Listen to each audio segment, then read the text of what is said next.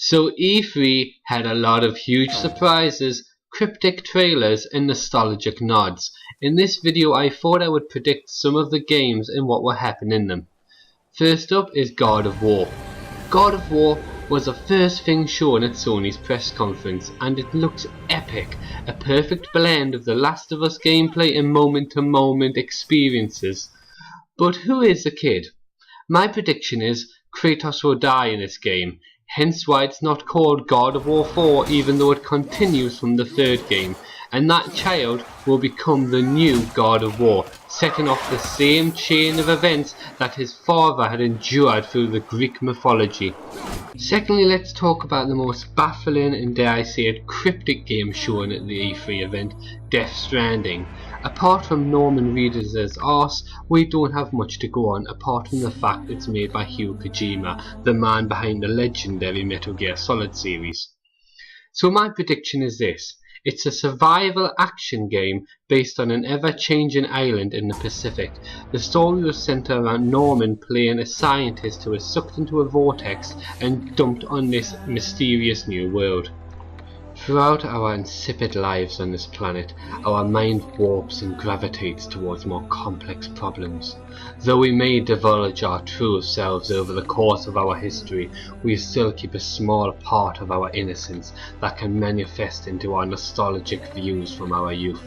Be it the child that has a dream to drive the fastest car, or the man that wants to see his icon rise like the phoenix from the ashes of obscurity. And that, ladies and gentlemen, is how I felt when they showed off Crash Bandicoot.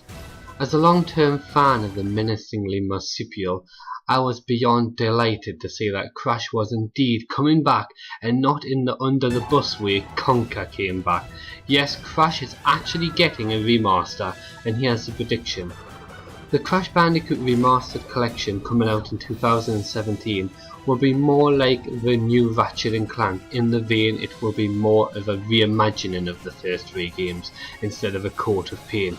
I expect all these games to have an overarching narrative that cohesively ties the whole thing together in one neat package.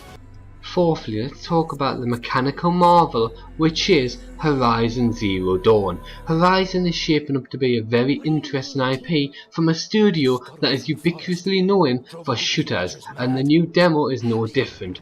From the subtle nod to the Killzone games to the way the character interacts, Horizon may become a critically acclaimed franchise, but one question remains, clandestine from the public, and that is, who are you and where did you come from?